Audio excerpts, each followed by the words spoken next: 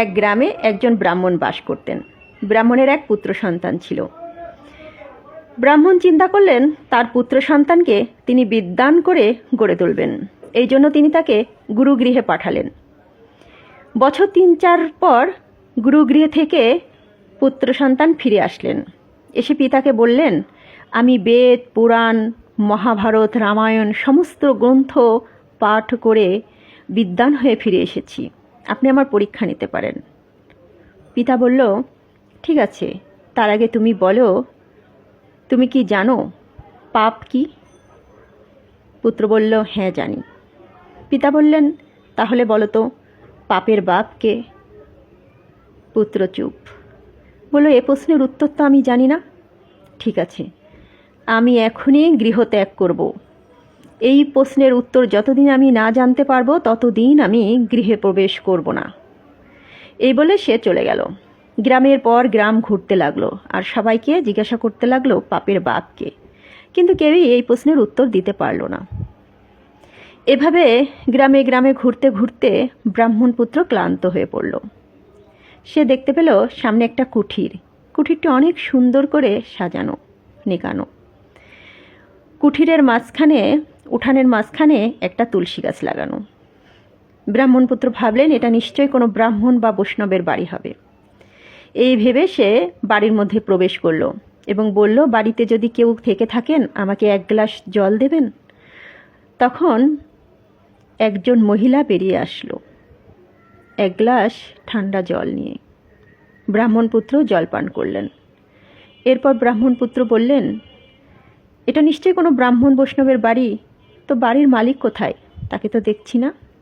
তখন মহিলাটি বলল, বাড়ির মালিক আমি, আর এটা কোনো ব্রাহ্মণ বা বৈষ্ণবের বাড়ি নয়, এটা একটা পতিতার বাড়ি।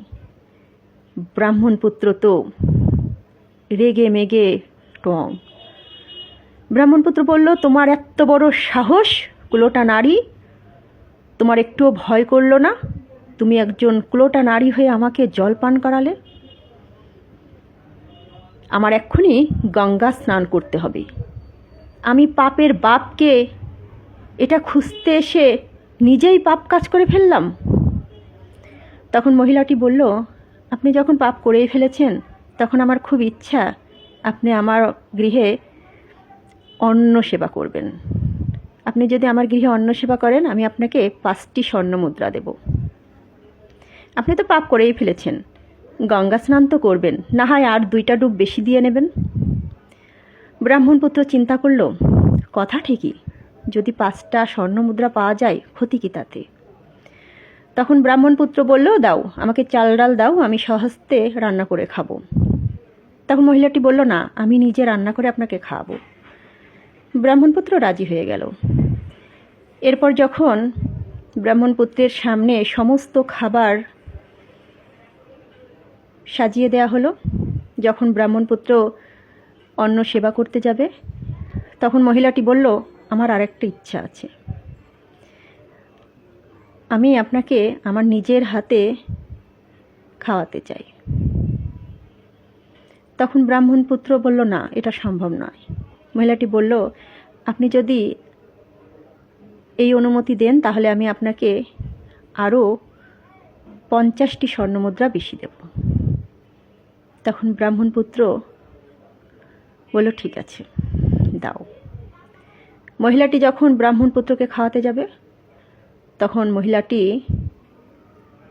খুব জোরে ব্রাহ্মণ পুত্রের গালে একটা চড় মারল। ব্রাহ্মণ পুত্র তো সেই রেগে গেল, তোমার এত বড় সাহস কুলোটা নারী, তুমি আমাকে থাপ্পড় মারলে, তুমি ধ্বংস হয়ে যাবে। তখন মহিলাটি বলল, আচ্ছা বাবা, বলেন তো আপনি যে আমার হাতে খেতে রাজি হয়েছেন কি কারণে? তখন ব্রাহ্মণ পুত্র বলল, তোমার ভক্তি দেখে আমি তুষ্ট হয়ে তোমার হাতে খেতে চেয়েছি।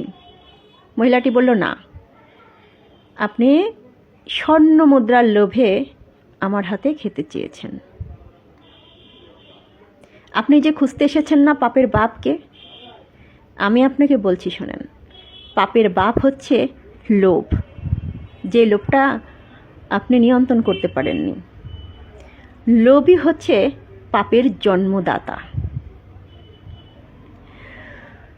তো আমরা যত বেশি লোভ করব, আমরা তত বেশি পাপ করব। লোভ থেকেই পাপের উৎপত্তি। ভালো থাকবেন সবাই। ধন্যবাদ।